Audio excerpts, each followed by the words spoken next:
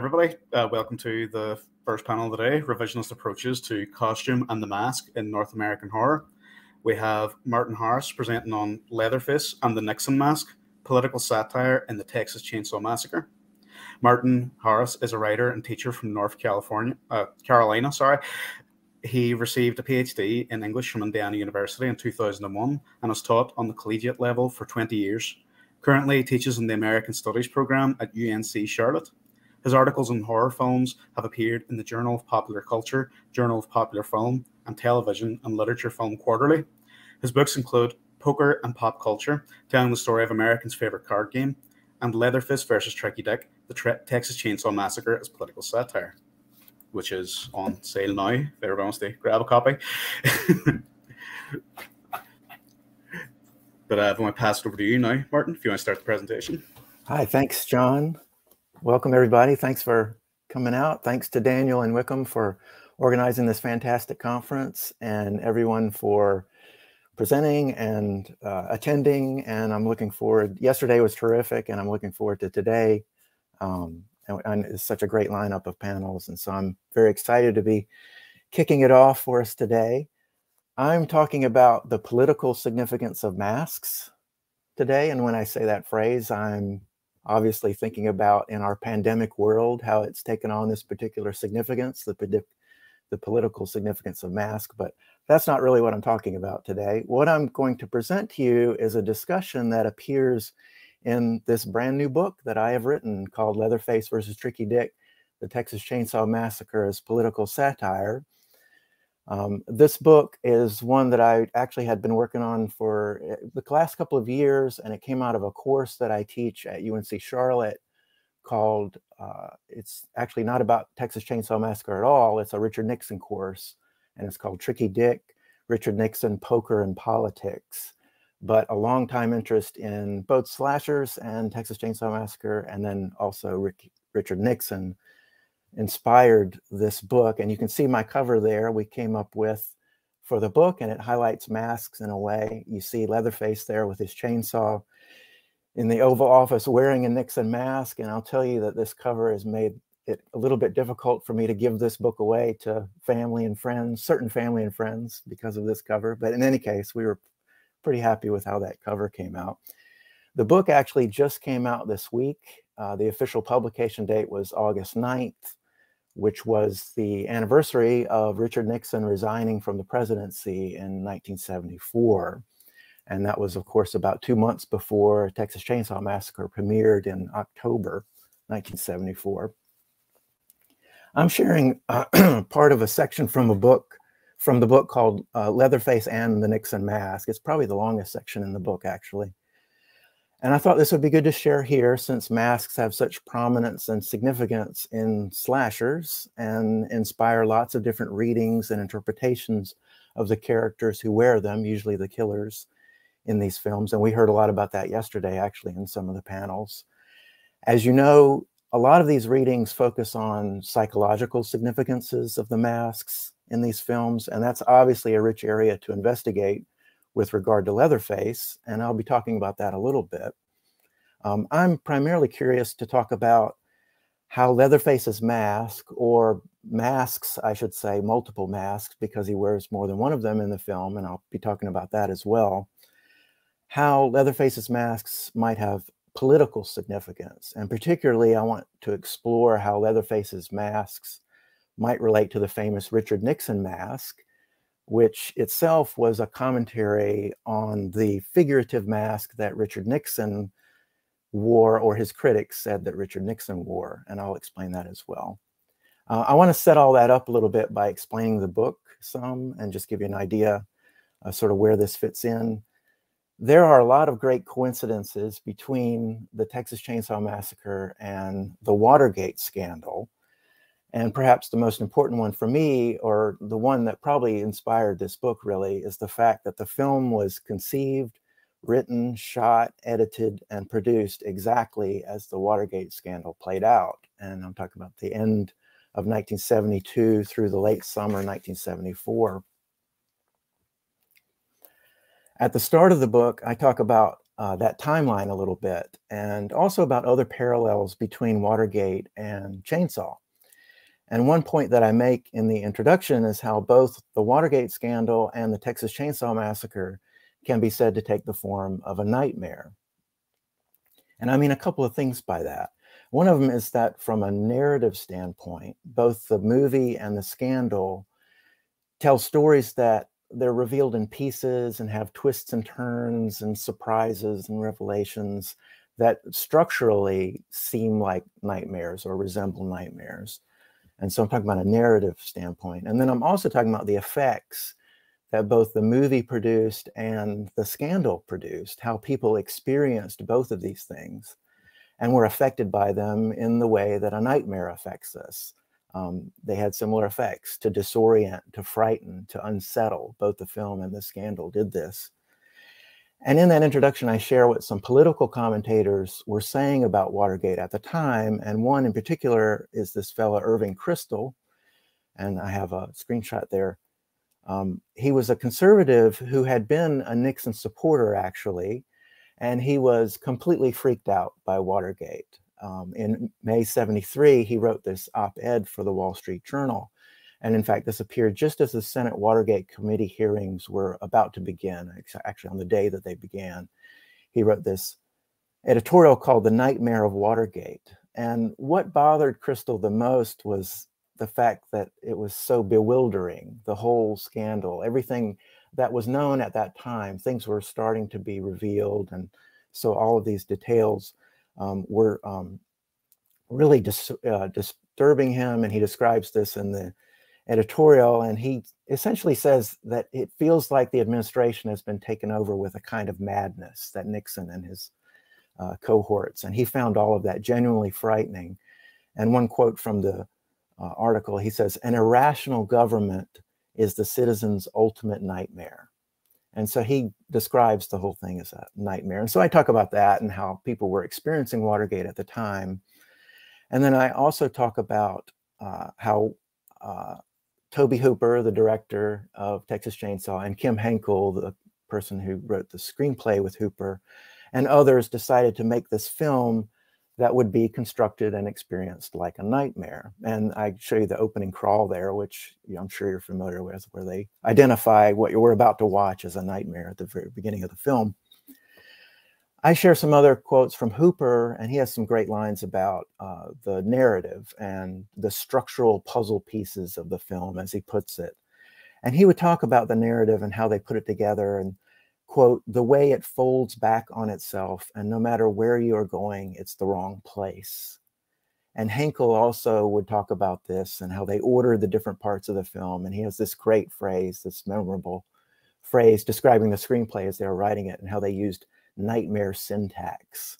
And so I'm talking about how they put together the film to be structured like a nightmare. And then, of course, the characters they create, the ones who make up the family, are so irrational, or at least so far out of the realm of the normal, that they help create this nightmarish experience for the film's victims and then audience, and also for the audience. Now, as you might imagine, I also include some quotes from Hooper and Henkel talking about Watergate being an important influence upon the Texas Chainsaw Massacre. And a lot of these statements are pretty nonspecific. They're kind of tantalizing in a way. In fact, I give you one of my epigraphs for the book there from Hooper, talking about how this film kind of came out of the Watergate times, and it was kind of inspired by it in a lot of ways. He doesn't say exactly how, but he does say that. And then Henkel also talked about Chainsaw being kind of a black comedy, and that, among other things, it was meant to comment on what he called the moral schizophrenia of Watergate. And these statements don't exactly spell it out for us, but they absolutely work as encouragement for us to think about Chainsaw's political commentary and the idea that the film contains some sort of criticism of the American government, and especially the corrupt and even criminal Nixon administration. In Chainsaw Confidential, Gunnar Hansen's great book about the making of the film, Hansen, who played Leatherface, of course, he talks about Hooper at the time they were making the film going around insisting that it was, quote, a political allegory. And he quotes cinematographer Daniel Pearl and Henkel, all confirming this, that Hooper was constantly talking about the political meanings of the film and calling it a political allegory. And in my book, I back away somewhat from saying that Chainsaw is a comprehensive political allegory of Watergate. Although I do suggest that the two groups in the film, the two groups of characters, the villains and the victims, that they might be thought of as representing the villains and victims of Watergate. And what I mean by that is the family stands for Nixon and his co-conspirators, whose actions serve to terrorize the American public, as represented by Sally and Franklin and their friends. But I don't push that allegory too far. Instead, what I talk about is the relationship between the film and the scandal being a satirical one. And I read the film as satirizing certain elements of the Watergate story, kind of exaggerating them in order to show just how nightmarish and unsettling it was to experience Watergate.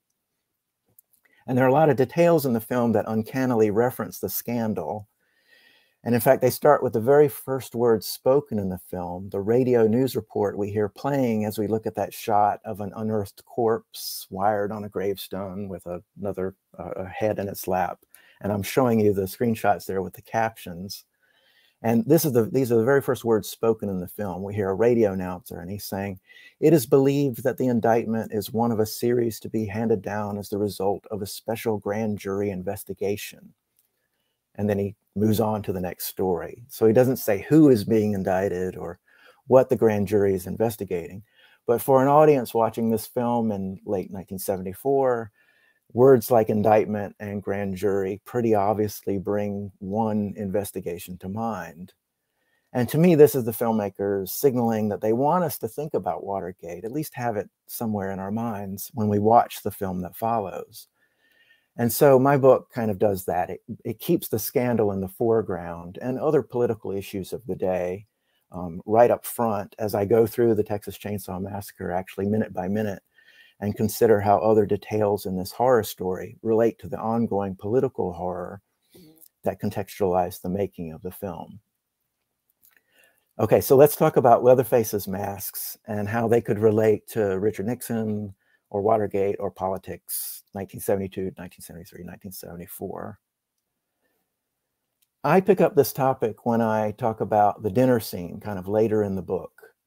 And you'll recall the moment where Leatherface and the hitchhiker, they approach Sally over at the end of the table. She has woken up and sees that she's tied and gagged, and it's not a nightmare, it's really happening. And they lean in uncomfortably close to her and to the camera. And we're looking at the hitchhiker, and he says, "You like this face?" And then it pans over to Leatherface, who's looking in. And it might seem a little ambiguous. I remember the first time seeing the film, not necessarily understanding what the hitchhiker meant. But the screenplay actually clarifies this. He's asking the question of Leatherface and not Sally. He's asking Leatherface, "You like this face?" And he's asking him this about Sally's face, that is to wear as another one of his masks, as they've done with other victims, taken their faces and made masks out of them.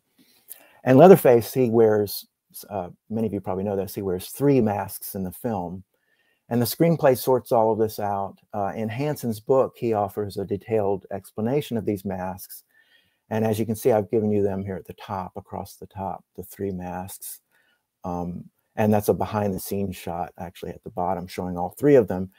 Hanson talks about how they named the masks. And so over on the left, there's the killing mask. That's the first one that we see him wearing. That's the one he's wearing when he kills Kirk, Pam, Jerry, and Franklin. And then there's the old lady, and it has a gray wig, and that's the one he's wearing when preparing dinner. He's actually got an apron on in the kitchen with the old lady mask. And then the third one is the pretty woman, they called it. That's the one that's heavily made up. And Henkel called that one the Clarabelle Clown mask.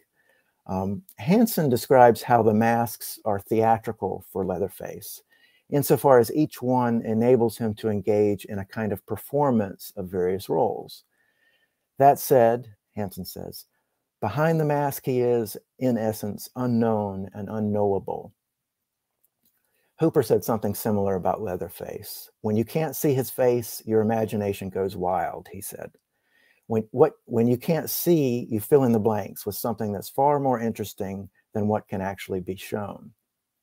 And so in this way, Leatherface prefigures later mask-wearing slasher villains like Michael Myers in Halloween, Jason Voorhees in the Friday the 13th sequels, and countless other horror films with ambitions to present similarly frightening, nihilistic killers.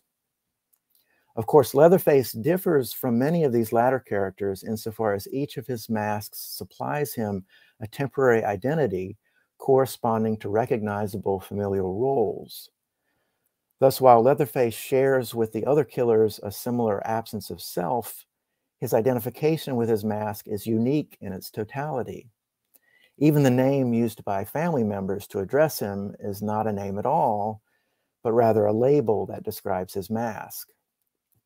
Everything was in the mask, and beneath it, there was really nothing at all, says Hansen. Eventually, this extended to my thinking of Leatherface as having no face at all. Take off his mask and you find nothing, featureless skin, or even nothingness itself. Okay. So one of the most recognizable pop cultural artifacts from the time of Richard Nixon's presidency was the famous Nixon Mask. Like the masks worn by Leatherface, the Nixon Mask often inspired similar interpretations of its symbolism, with some commentators finding it an apt metaphor for a president whose elusive identity and shifting policy positions often seemed wholly dictated by poll results and political expediency. The most frequently sported versions of the mask accentuated the same eminently spoofable Nixon facial features long exploited by political cartoonists, almost always lengthening the already large nose to Pinocchio-like proportions as an indication of Tricky Dick's aversion to speaking the unvarnished truth. It was at Nixon's inauguration in January 1969 that the Nixon mask first emerged onto the national consciousness. Starting over the weekend prior to the Monday swearing-in ceremony, anti-war protesters converged on Washington for a 3-day gathering consisting of workshops, lectures, seminars, and a number of public performances dubbed a counter-inauguration. And so these masks turned up at all of these events, and actually those at the top are from that 1969 counter-inauguration. The masks were all white. They didn't have the added coloring and the features that sometimes came with later iterations. And they inspired those reporting on the counter-inauguration to focus on their sinister appearance with adjectives like macabre, ghost-like, and haunting. Contemporary reports also pointed out how the chalky white masks were meant, quote, to emphasize the theme of death.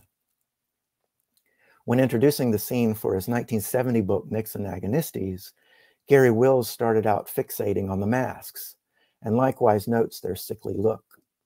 At the 1969 inauguration, Wills says, the streets were full of ashen Nixons. The masks continued to turn up with increasing frequency after Nixon took office. And over time, the details change a bit with some shading added, the eyebrows made thicker, the nose even longer, and features darkening the mask into that pronounced sneer. As you can imagine, the masks often turned up at protests, such as at the May 1970 protests after the National Guard killings at Kent State. They turned up again at his second inauguration in January 1973. In October 1973, after the Saturday Night Massacre, and by the way, you can imagine I talk about the Saturday Night Massacre and how that event and what it was called relates to the Texas Chainsaw Massacre.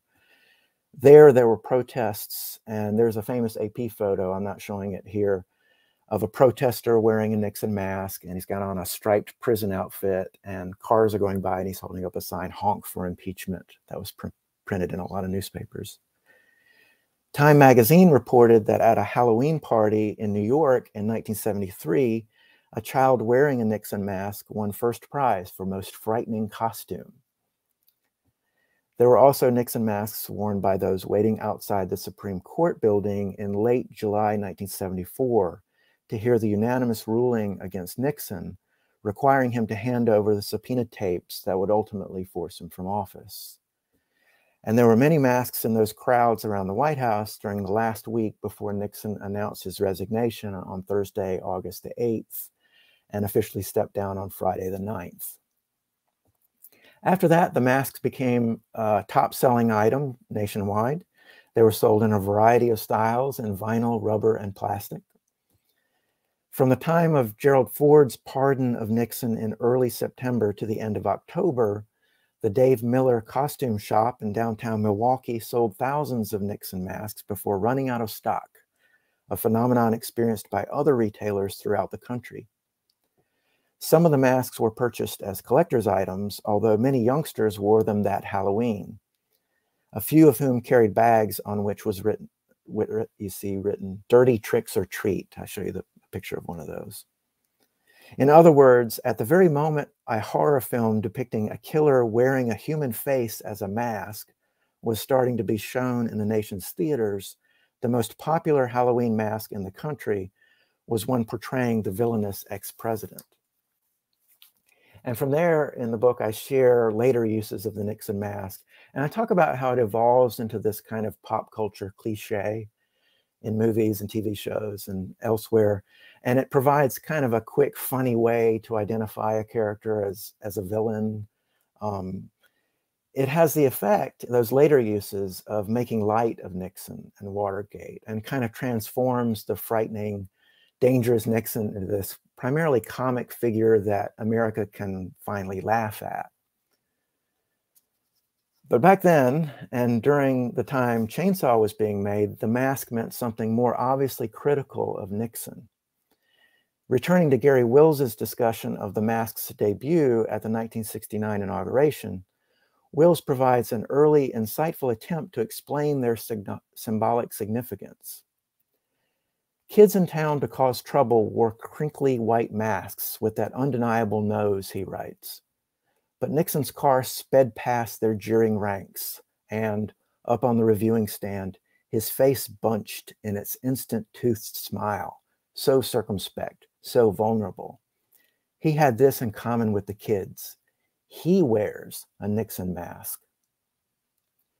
Wills judges Nixon as an entirely political creature. He actually calls him the least authentic man alive. Such a conclusion necessarily helps make the Nixon mask signify something more than just a comic novelty, but a commentary on the absence of any substantive identity behind Nixon's actual face and appearance. Later, David Greenberg would write in his book, Nixon's Shadow, The History of an Image, "The Nixon mask is powerful because it is redundant, the mask of a man who seemed to be wearing a mask already." Such an assessment resembles Hanson's understanding of Leatherface as having no identity beyond the mask itself. With Leatherface, his masks and their attendant identities have literally been lifted from the family's victims, allowing him temporarily to inhabit the different roles they provide. Such a practice can be read as a variation on the family's cannibalism, which appears primarily motivated by survival, although also carries the symbolic significance of assimilation. You are what you eat. Murdering those who pass through their rural hellscape not only provides Leatherface and his family sustenance via the meat they sell to others and they consume themselves, but the lives they are sacrificing also give meaning to their own. In this way, the family's outlook could be said to be entirely pragmatic, although of course unaffected by conventional morality or concern for the welfare of others whose existence entirely functions as a means for their own self-preservation. It is a perspective that was shared by Richard Nixon, the politician, or at least that's what his critics would say. He similarly wore a mask, or an image entirely composed of what others provided to him. There is one Nixon only, explains Wills, though there seem to be new ones all the time. He will try to be what the people want. Adlai Stevenson, who was the 1952 and 1956 Democratic presidential candidate and an opponent of Nixon's, Stevenson summed up such a view by declaring of Nixon, "This is a man of many masks, who can say they have seen his real face? Lacking his own philosophical core, Nixon consumed others' beliefs and values and made them his own, building an identity out of those whose support he needed to subsist. The result was a complex, self-contradictory creature, perhaps best explained by his domestic advisor, John Ehrlichman, when in 1982 he was complaining about the public release of the secret White House tapes and how they would undoubtedly produce misleading interpretations of the man he once described as, quote, a great prism with 1,000 facets.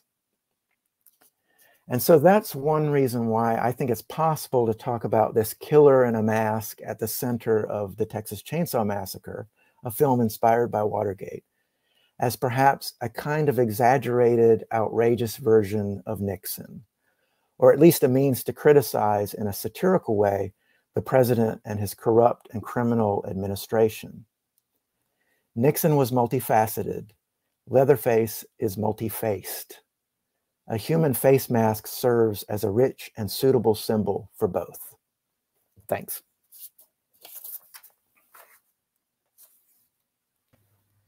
That was fantastic, Martin. Really enjoyed it. Thanks for presenting that today. Texas Chainsaw Massacre is definitely one of my favorite films, and Nixon would be one of my favorite presidents to read about. Not too sure if I would actually like him myself, but yeah. Just going to look to see if we have any questions. I think we have a lot of comments, but actually, you know what? I've got a question.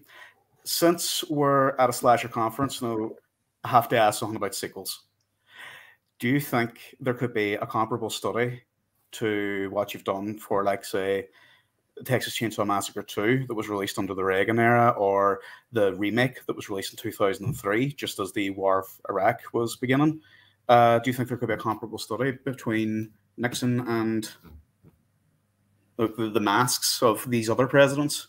It's interesting with the sequel, especially that Hooper made, and which came out in '86, and which Hooper talked much more explicitly about having political significance, and there was an intention there to make some commentary and to refer to the yuppies of the day. Remember, and I think people know a lot about these movies, and they know a lot about the making of these movies, and how, especially with the sequel, there was all the struggles with the studio, and how they had to change a lot as they made the film, and a lot had to be cut out, and maybe the focus of that commentary was blunted somewhat. But both the fact that it got these satirical aspirations and meant to be a black comedy, and the political significance and this commentary on Reaganism and yuppies and sort of things that were happening in the 80s were all much more on the surface, I think, when the film was being made, are interesting and certainly worthy of exploring, I think. With the original film, I think Hooper, it's interesting, I quote him talking about Watergate and talking about it's a political allegory, and I think all of that is certainly in his mind.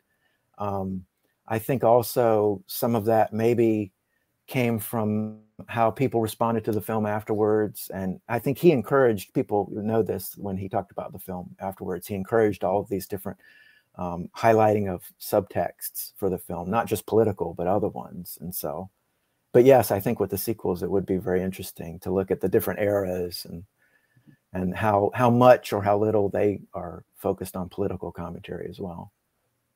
Yes, the excess of the 80s and consumption and all that. Of just there. Let me see if there's any more questions. If anybody has any questions, just throw them into the chat. But I think there's a few comments here. If I go back to the start. If I just click on this, what does it? Oops, sorry. Just trying to sort this out. Big Dick Black says horror house on Highway 5 as a slasher with a Nixon mask. Any comments on that? Yes, I mentioned that. In fact, in that, when I sort of ran through examples of the mask during Nixon's presidency, and I completely omitted a long catalog of those masks after Nixon left office. And I do mention House the example House on Horror. I'm sorry, I'm messing up the title.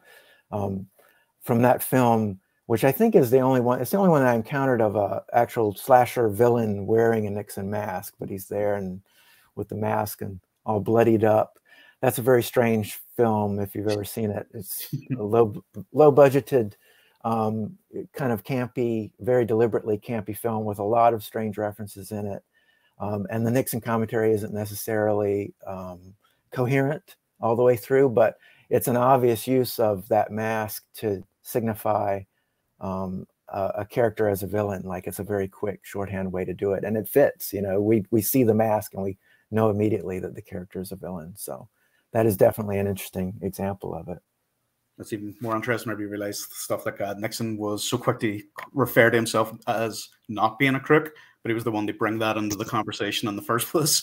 Right. And I actually see Amanda referring to these other examples, like from Point Break, of course, with the presidents robbing the bank. And there's lots of examples of this. There are actually examples of this during Nixon's presidency, real life examples of bank robberies with people wearing Nixon masks at the time. And then it shows up in films.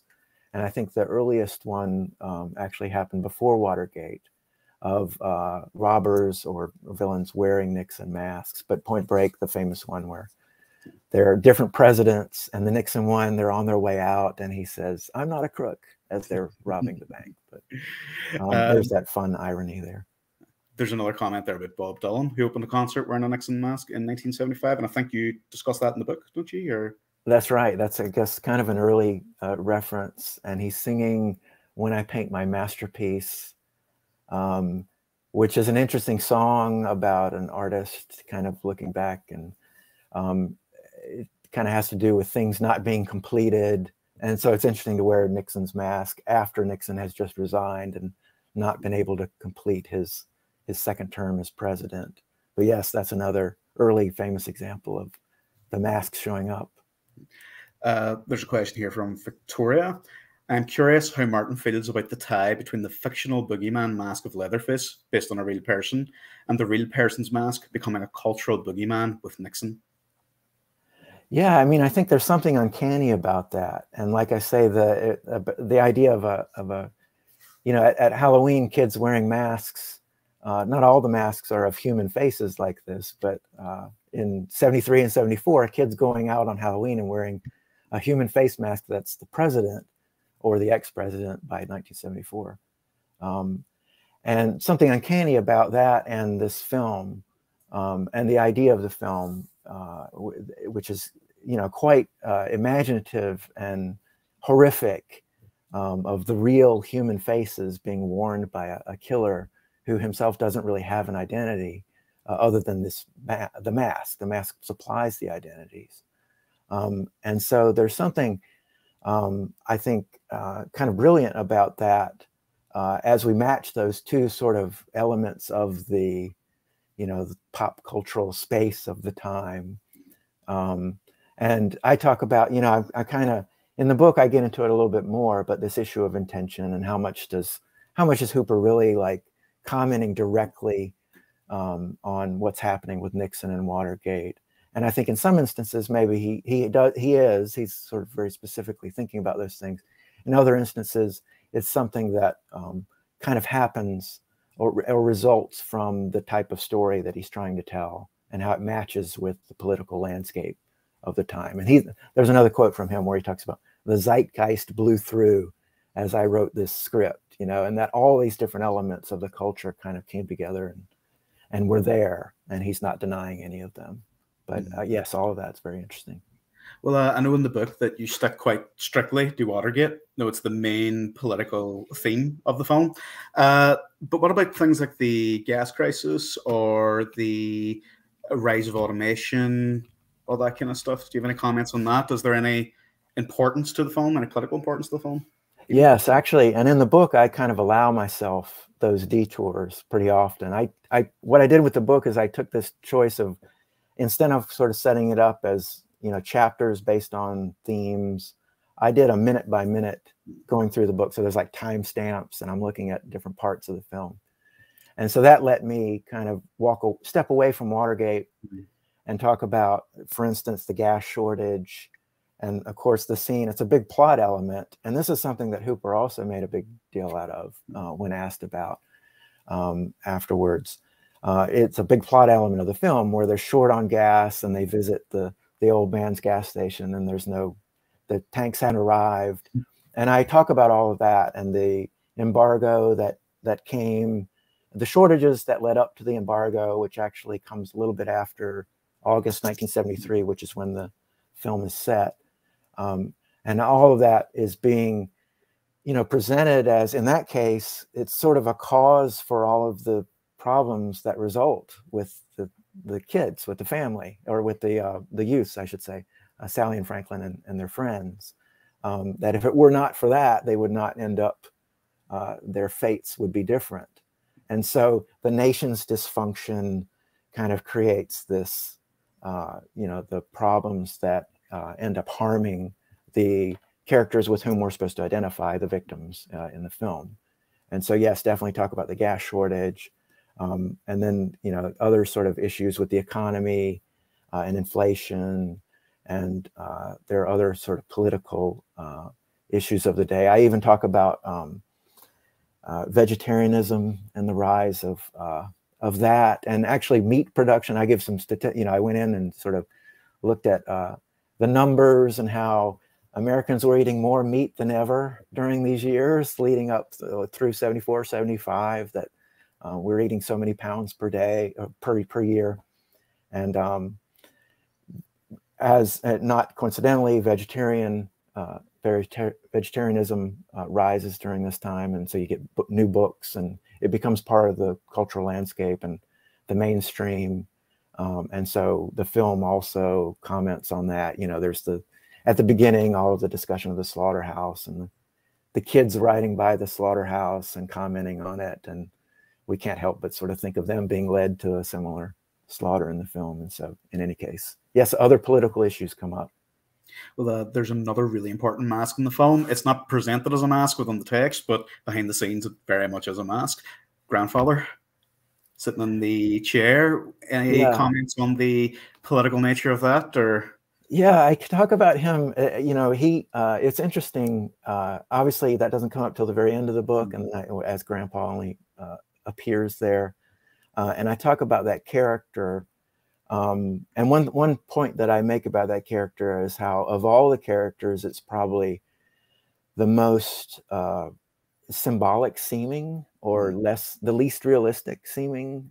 It's the one, by that point in the film, halfway through the film, we kind of move from realism into this nightmare, and things become more and more strange and unrecognizable. And then we are confronted with this character who's like 100+ years old. And so it seems like it is another one of these invitations to find some symbolism. Like, what does this character refer to? Like, why is he there? Earlier in the book, and then throughout the book, I talk about this tension between kind of the old way and the new way. The hitchhiker talks about this when he complains about the new processes at the slaughterhouse and so forth. The old way was better. And that the generation gap and so on, and the conflict between older generation and the younger generation. And how Nixon actually was associated with the older generation, obviously, even though he wasn't especially old, but he represented that generation. And part of the reason for that was his being vice president under Eisenhower for 8 years, who was known as America's grandfather when he was president. And I don't go overboard, hopefully. I really enjoyed that bit of it. A lot of the book, I took as a cue what I feel like it was Huber and Henkel's tongue-in-cheek with certain respects with the film, and say, here's something that we might think about, is the grandpa being he's the elder statesman. He's the one who is revered and everyone admires, as he was the greatest ever in the slaughterhouse, and the family are completely, they worship him in some way, and he's completely feeble and physically unable to do anything and he's largely a symbolic figure. And so I do kind of make a connection between him and Eisenhower in that section, who lived to see Nixon become president, but not much longer. But he was old and frail at the time. And so in any case, there's that connection. I don't know if this is any textual basis or not, but I'll say that as a massive fan of the film. But I always seen a little bit of the Dulles brothers in The Grandfather, because, you know, it's getting the Nixon figure his start, you know, with the campaign funds and stuff like that. The thing that led to a few scandals. Just a comment, I suppose. You don't even really need to respond to that. It's just a weird comment that I've always seen in the films. Yeah, Nixon came out. I mean, his whole career came out of you know, he was the Republican establishment, and back in California when he first became a congressman, he had the backing of this Committee of 100. These, so that's where he's coming from, is that generation. We got quite a broad question from, I don't know how to pronounce that name. What do you think it is about the slasher that leads itself to satire? That's a good question. I feel like one of the, maybe, you know, just, I haven't thought about that too much, but one thought that springs to mind is the formulaic nature of the slasher. And we actually saw some presentations yesterday which talked about this, I thought very eloquently, how the slasher being so formulaic enables, you know, it encourages this repetition, and we see lots and lots of examples of that, unimaginative in some cases, slavish following of the formula. But being so formulaic, the filmmakers are able to, it does liberate certain filmmakers who maybe have a little more creativity to innovate and to use the formula to comment on things that interest them, including political significances. And so then I think you can see examples of that in some slashers that want to explore commentary on things outside of the world of the film, or have the film show a relationship between the world of the film and the real world that goes beyond just, you know, the story of a cast getting killed off and being shrunken down. That's a very negative situation for the cast members. And so if you want to comment on anything negative that's happening in the real world, it's a ready way to do that. And so I think the slasher formula enables that quite well. That's why the slasher film will never die, definitely, because there's always something to talk about. Yeah. Then Benny at the Dread Laboratories, do you have any thoughts on how direct the motivations of those in power have become, or how subtext parody is harder in the face of more obvious corruption? Yeah, that's a good question too. And I should say, this class that I mentioned, I teach this Nixon class, and I started teaching it several years ago. And I'll just say it was before the last administration when I started teaching it. And then during the last administration, I was teaching it. And it became quite interesting to talk about things like Watergate. And of course, we're even before, essentially starting with Ford and Carter and Reagan, we were hearing worse than Watergate was a phrase that was used. Even then, we've heard it a lot over the last few years, right? The things that we're witnessing are worse than Watergate. And of course, impeachments and the whole, we've learned a lot about how impeachments work, and, the whole process and the relationship between Congress and presidents, and that the struggle to check the power of a president, and how really during Nixon's presidency, that power grew and it continued from there. And it's now become it's become a different kind of issue, for sure. And so, in any case, to respond more directly to the question, that's something people were asking me, like, what kind of movie could you make about Trump, or what kind of movie could you make, and it becomes, I think, a challenge. We've heard this from comedians and satirists. How do you satirize this, when it already sounds like an Onion headline, when we're, the actual headlines of the day. it becomes all the more challenging. But it can be done. The film that springs to mind, I think, was kind of a fascinating film, was The Hunt. From fantastic film, which I would, as I think about other things to write about and explore, and maybe teach, that's a fascinating film as far as the way it commented on the situation that still exists, with this kind of extreme polarization and what amounts to kind of competing realities that those at each extreme believe in, and the conflicts that result from them. And so in any case, that might be an example of an innovative way of and creative way of responding to the situation for a horror satirist. So do you think the upcoming Texas Chainsaw film may have a Leatherface with a spray tan, basically? Yeah, I have no idea. I'm kind of I'll say, for those who are interested in the book, I don't talk about the sequels very much. I talk about the 1986 one a little bit, but I refer to what happened after that, but I don't go into the whole mythology and everything. It's a deep dive into the original film. Let me see. I think we have a few more questions here. Zachary says, I don't think the Purge films feature a Nixon mask, but definitely has many political masks. Do you have any comments on that? Yeah, they did. And masks are pretty important in the Purge films, and those are pretty interesting too. I talked about, I mentioned The Hunt, and I think some of the Purge films are maybe better than others, and the commentary is maybe a little bit broad in those films, but they're definitely they give us things to think about. And I guess, we could, if we wanted to take that kind of narrow scope and hone in on the masks in there and think about how, they're used to maybe, how they interfere with the sort of solution that's being proposed by the Purge.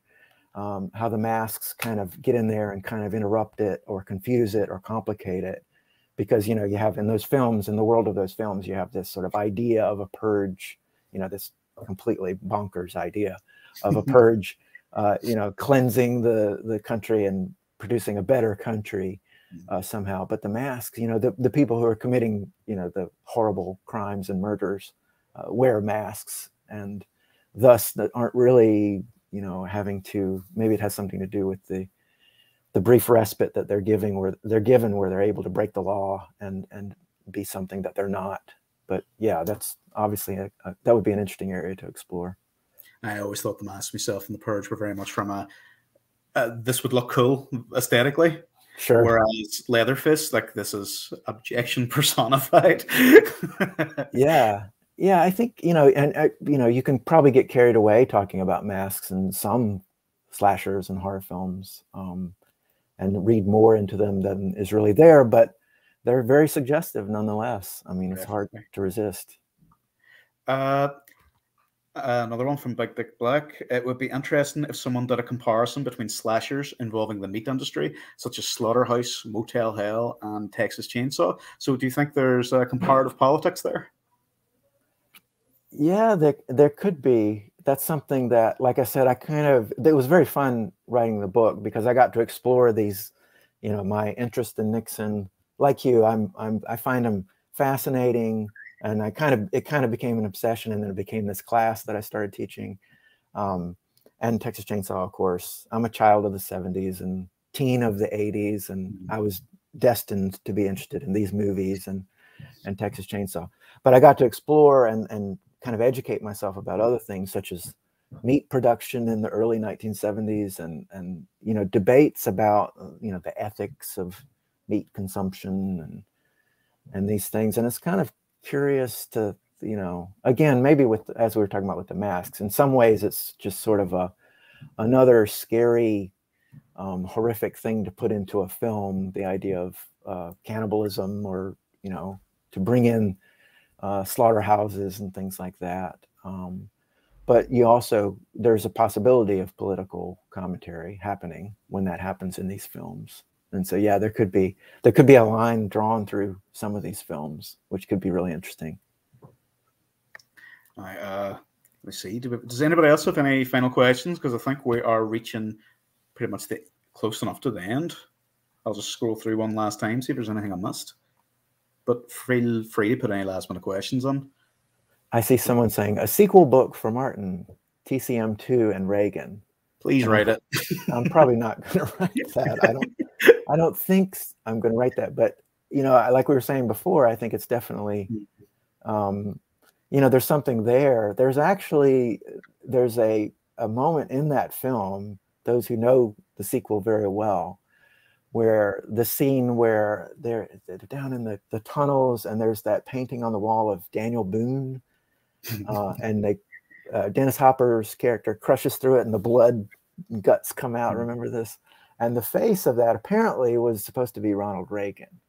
And if you go back and look at that, you know, screenshot, it maybe kind of resembles Ronald Reagan. So he's sort of in the film. And like I was saying, I think there was some pretty deliberate intention to comment on, you know, Reagan's presidency and politics of the day. So there's a book there, sure. Oh, the Reaganite era. I have a massive obsession with myself because, you know, big Friday the 13th fan, and my own work focuses on Friday the 13th, Nightmare on Elm Street, Halloween, that kind of stuff. So yes. Don't sue me if I write that book on Texas Chainsaw too. Yeah.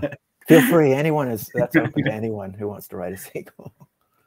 Darren Burrows says, I think there's a Vietnam undercurrent during the film in which how bleak life had become after.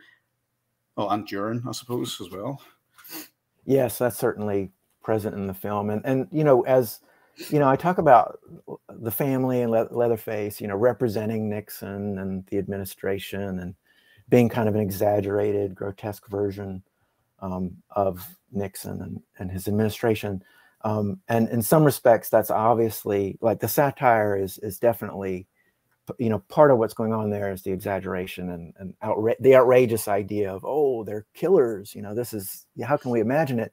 But then at the same time, you know, Vietnam is playing out. And I go into that as well in the book, and how, you know, there are people who, you know, with supporting evidence and plenty of reason are calling Nixon a killer and calling, you know, referring to the, you know, the ongoing war in Vietnam and the pursuit of this as, you know, creating death and this, you know, a similar kind of nightmare for those that it affects. And so there's, you know, that's obviously happening in the film. That's something that Hooper and Henkel also referred to, you know, the Vietnam context, and it's kind of unavoidable to think about when you look at the film like that. I know. It almost makes you wonder, could there have been an LBJ version of the Texas Chainsaw Massacre? Yeah, LBJ. I talk about LBJ being a big meat eater in the book. Is, you know, yep. The big barbecues at the LBJ Ranch, and it was a very pro-meat time, for sure.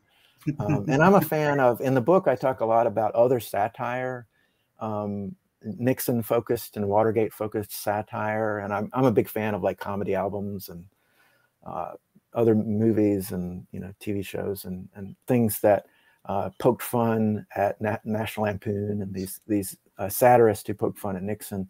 And it was pretty intense during Nixon's presidency, but there's a lot of that in LBJ as well. There's a lot of good comedy and satire focused on LBJ.